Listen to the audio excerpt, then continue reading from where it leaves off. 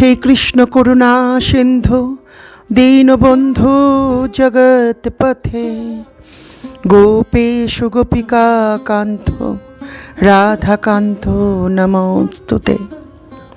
हरे कृष्ण। नमस्कार बंधुरा, আপনাদেরকে স্বাগত আমার এই চ্যানেল সিম্পলি সঞ্চিতায়। যারা আমার চ্যানেলে নতুন বন্ধু সেসব বন্ধুদের উদ্দেশ্যে বলছি, যদি আপনাদের আমার এই চ্যানেলটি ভালো লেগে থাকে তো প্লিজ লাইক শেয়ার সাবস্ক্রাইব করার রিকোয়েস্ট রইল। বাংলায় গীতা পাঠ, আজকে শ্লোকটি 4 নম্বর শ্লোক পড়ছি আমি। अत्र सुरा महेश्वासा भीमार्जुन समायुधि युयुधानो विराटश्च ध्रुपदश्च महारथ। এই শ্লোকটির বাংলায় অনুবাদ হলো, এই সমস্ত সেনাদের মধ্যে ভীম ও অর্জুনের সমকক্ষ অনেক বীর ধনুধারী রয়েছেন এবং যুযুধান, বিরাট ও দ্রুপদের মতো মহাযোদ্ধারাও রয়েছেন।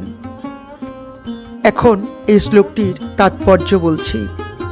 যদিও সামরিক কলাকৌশলে দ্রোণাচার্যের অমিত শক্তির সম্মুখে ধৃষ্টদ্যুম ছিলেন এক অতি নগণ্য প্রতিবন্ধক, কিন্তু আরও অনেকেই ছিলেন যারা ভয়ের কারণ ছিলেন। দুর্যোধন তাদের দূরতিক্রম প্রতিবন্ধক বলে উল্লেখ করেছে, কারণ তারা সকলেই ছিলেন ভীম ও অর্জুনের মতো ভয়ঙ্কর। ভীম ও অর্জুনের শক্তির কথা দুর্যোধন ভালোভাবেই জানত, তাই সে অন্যান্য রথী মহারথীদেরও ভীম ও অর্জুনের সঙ্গে তুলনা করেছেন। বন্ধুরা, পঞ্চপাণ্ডবের ভীম ও অর্জুন ছিলেন মহারথী, এনাদের সঙ্গে কারোর তুলনাই হয় না। কিন্তু দুর্যোধন এত মূর্খ ছিল যে সে অন্যান্য যারা ছিলেন তাদের সঙ্গে ভীম ও অর্জুনকে তুলনা করেছিলেন। তিনি জানতেন ভীম ও অর্জুনের তারা কত বড় যোদ্ধা, কিন্তু তা জেনেও তিনি অবুঝের মতো বলছেন যে ভীম ও অর্জুনের মতো অনেক বড় বড় যোদ্ধা তার সঙ্গে রয়েছেন। কুরুক্ষেত্রের মাঠে কৌরব এবং পাণ্ডবদের মধ্যে যেই যুদ্ধ হয়েছিল, তাতে পঞ্চপাণ্ডব ছিলেন সমস্ত যোদ্ধাদের থেকে বড় যোদ্ধা, তাদের সঙ্গে অন্য কারোর তুলনা হতো না।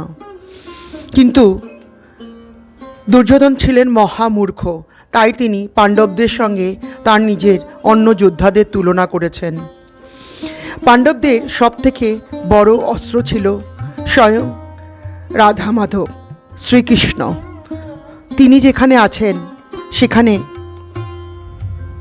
পরাজয়ের কোনো কথাই ওঠে না। তাই ভগবান শ্রীকৃষ্ণের চরণে সবার মঙ্গল কামনা করে আজকের এপিসোড এই পর্যন্তই। বন্ধুরা, এই বাংলা গীতা পাঠে প্রথমে সংস্কৃতে শ্লোকটি পাঠ করছি এবং তারপর এর বঙ্গানুবাদ করছি এবং তারপর এর তাৎপর্য পাঠ করছি। নিশ্চয়ই আপনাদের এই চ্যানেলটি খুব ভালো লাগছে। যদি ভালো লেগে থাকে তো প্লিজ লাইক শেয়ার সাবস্ক্রাইব করার রিকোয়েস্ট রইল। নমস্কার।